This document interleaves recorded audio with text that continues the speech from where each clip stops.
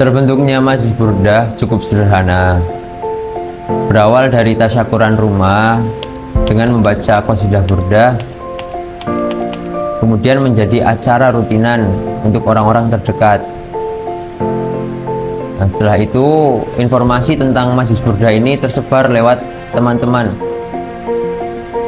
Kemudian banyak orang yang datang ke Majlis Burdah. Dari situlah Majlis Burdah terbentuk.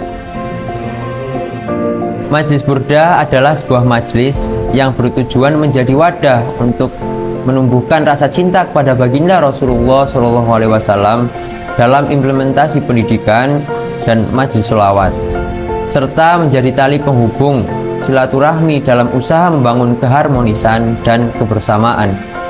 Sampai saat ini, Majlis Burdah selalu berusaha meningkatkan kualitas dengan cara terbuka menerima kritik dan saran dari jamaah.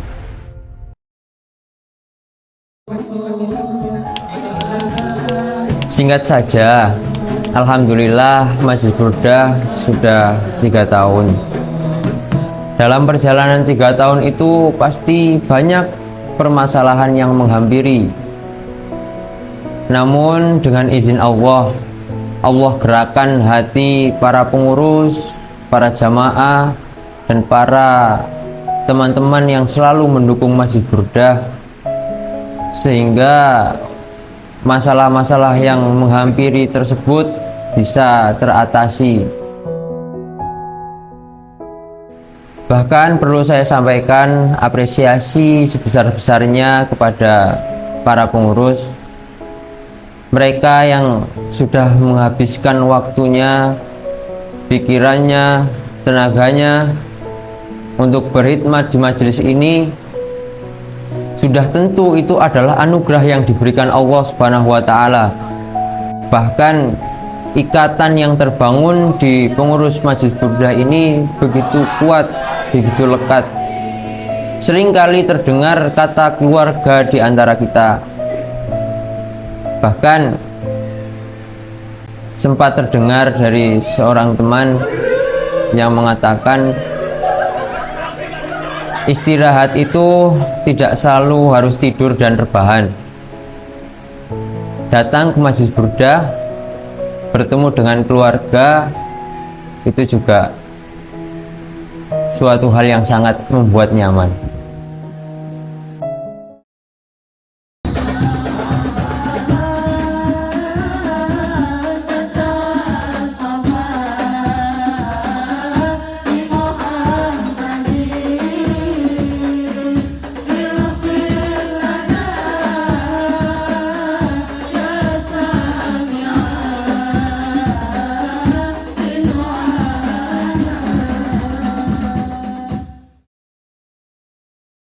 Apa sih yang mengawali berdirinya catering Majlis Burdah ini? Bagaimana ceritanya, sejarahnya, dan kenapa? Ada salah satu, entah lupa saya namanya siapa gitu, tiba-tiba ngechat secara pribadi, Ustadz bisa nggak kira-kira kalau antum ini bikin catering gitu untuk acara waktu itu, kalau nggak salah acara apa ya, saya lupa acaranya, itu sekitar 150 porsi gitu. Nah ini nggak mungkin juga saya kerjakan sendiri, alhasil saya inisiatif, biasalah tim konsumsinya Majlis Burdah kan, saya ajak. Itu alhasil kita sering ada chat, Ustadz bisa nggak ada catering buat acara convert cap, Ustadz bisa nggak ada acara catering buat ormaba segala macem. Nah saya berpikir ketika sudah banyak yang minta ini, alhasil saya bentuklah Burdah Catering. Di sisi lain ini untuk jadi badan usahanya Burdah, jadi biar Burdah itu punya pemasukan dari selain sodako gitu, karena kan kita butuh pengeluaran setiap minggunya itu ya sekitar 1.000-1.500 lebih lah untuk jamaah gitu. Majlis Burdah bisa menjadi organisasi yang terus berlanjut atau komunitas sholawat dan taklim yang terus berlanjut di setiap tahunnya, itu juga menjadi impian terbesar saya gitu.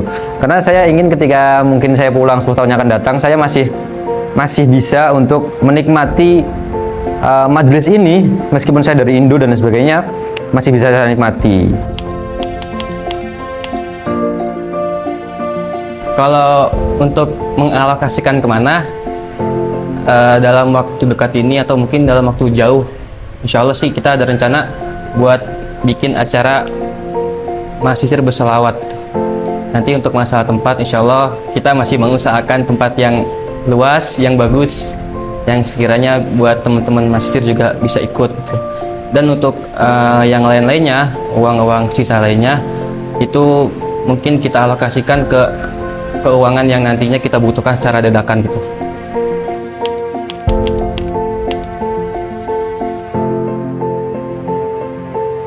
Seperti yang telah disampaikan oleh guru-guru kita bahwa majelis ini adalah majelisnya Rasulullah, maka ada satu kebahagiaan yang yang tidak bisa digambarkan dengan kata-kata, bahwa kita dengan bergabung dengan Majelis Burdah ini, kita sama saja dengan mengabdi kepada Rasulullah. Itu kebahagiaan yang tidak mampu dilukiskan sebenarnya.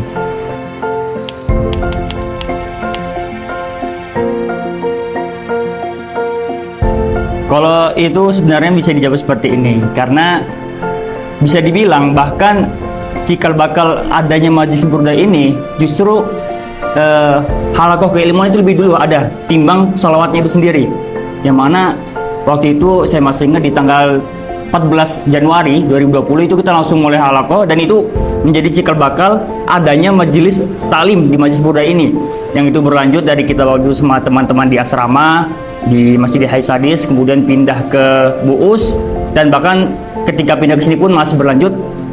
Oleh karena itu jadi nggak heran kok rupanya kok ada majelis taklim di Majelis Burdah ini. Rupanya memang majelis taklim itu cikal bakalnya udah ada lebih dulu daripada majelis sholawat itu sendiri gitu.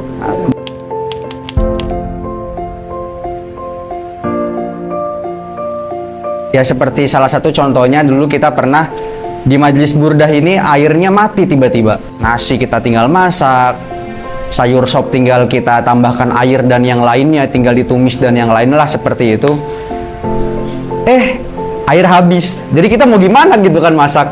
Jadi carilah kita rumah teman-teman, dan alhamdulillahnya ada rumah teman yang bisa membantu di akhir Gamalia sana di lantai 7 kalau nggak salah. Oke, jadi kita bareng-bareng sama teman-teman ahbab itu bawa panci besar, terus bawa nasi juga dari lantai 7 turun lagi, naik lagi ke lantai 4 gitu kan ke Burdah.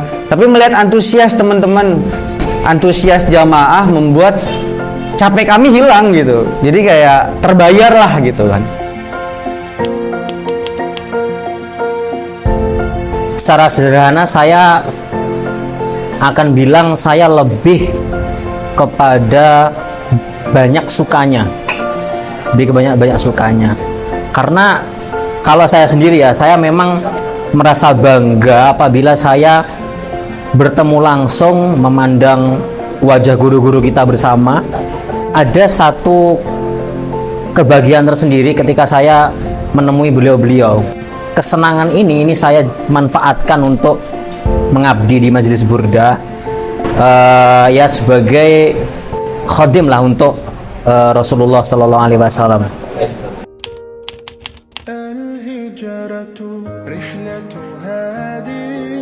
Bagiku ya, nggak tahu bagi orang lain, itu ada salah satu hal yang sangat menyakitkan dari cinta adalah mencintai seseorang yang tidak bisa menghargai cinta yang kamu berikan atau tidak bermanfaat.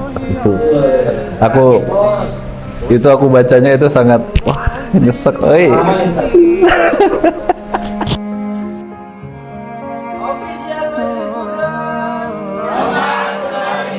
رحل الصديق